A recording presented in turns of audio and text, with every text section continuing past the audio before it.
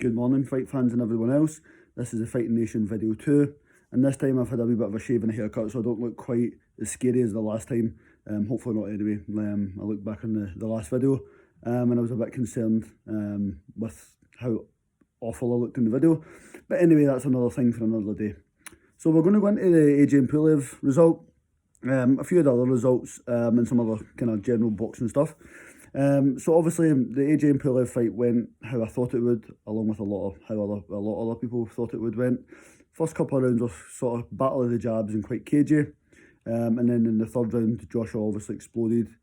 Technically dropped him twice. Well, the first one was kind of a standing count, but Pulev turned his back. And the fight could have actually been stopped there in terms of the actual boxing rules. And then AJ was so close to getting him out of there. 10-7 round. Really badly shook him up. But then AJ actually had a kind of cardio dip. So even though he won the next couple of rounds, it wasn't really hurting Pulev for quite a long time. It seemed like his cardio did kind of dip again, like it has quite a few of his fights. Even though he is obviously less muscular and less heavy now, he's still got that kind of cardio dip, which against Pulev wasn't too dangerous. But if he goes up against, the likes of Fury or even White and some other guys, that could cause him some issues. Just due to the fact that it's such a big risk if you're in there with a kind of heavier puncher.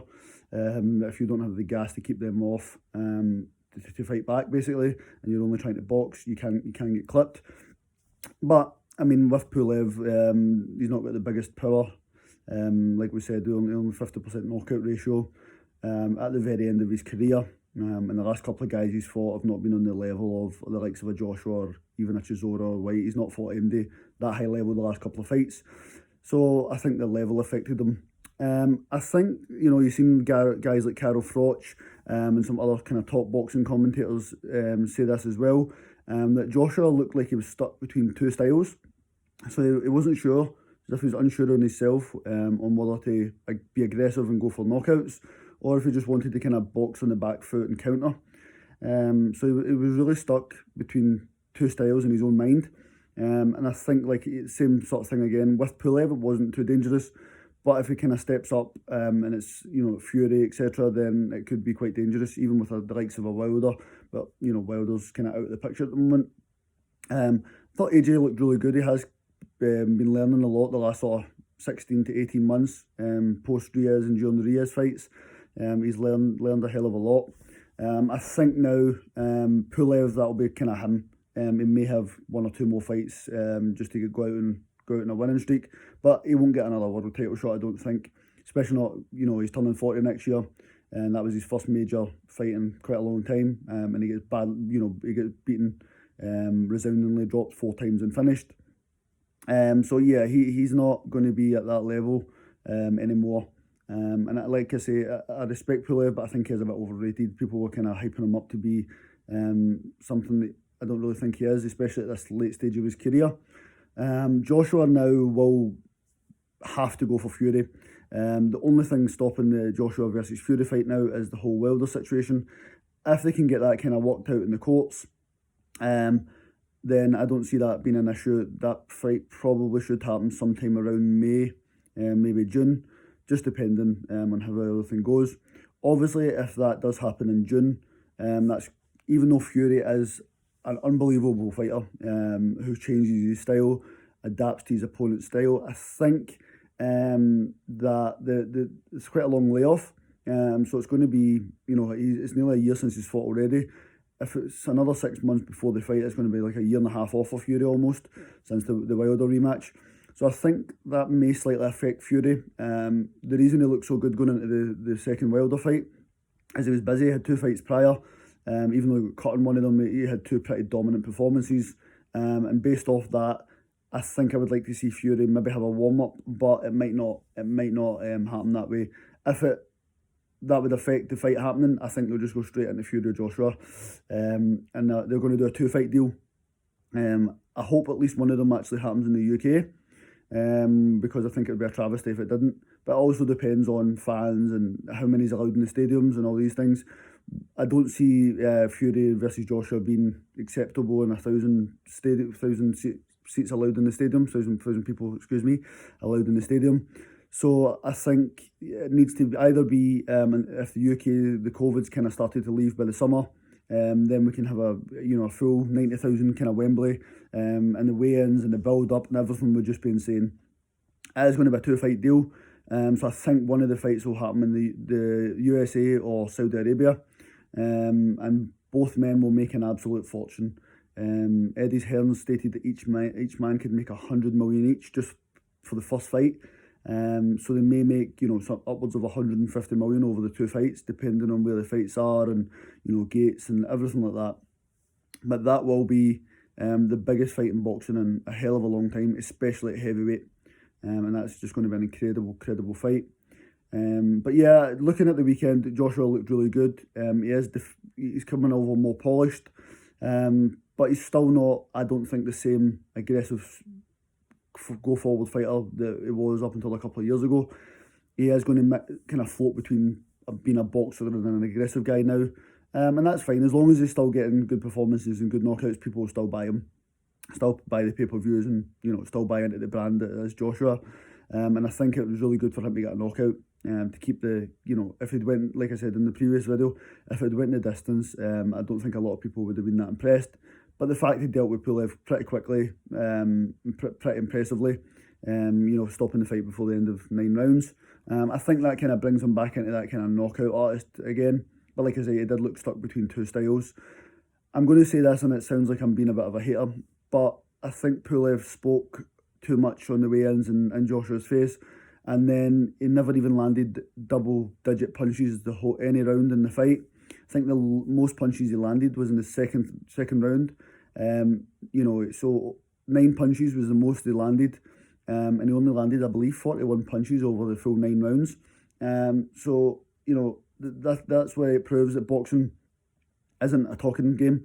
You can talk and talk and talk, but you get found out in the boxing ring. You definitely get found out. There's no lying when it comes to one-on-one.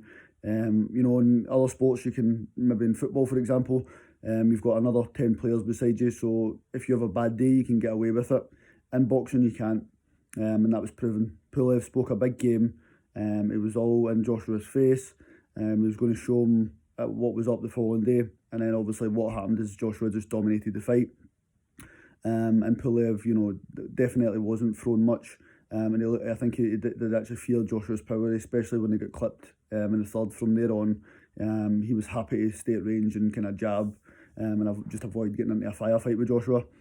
There was also some really good performances from Hughie Fury, Martin Bacoli as well. I must admit, the Florian Marku fight, I don't know how that was a draw.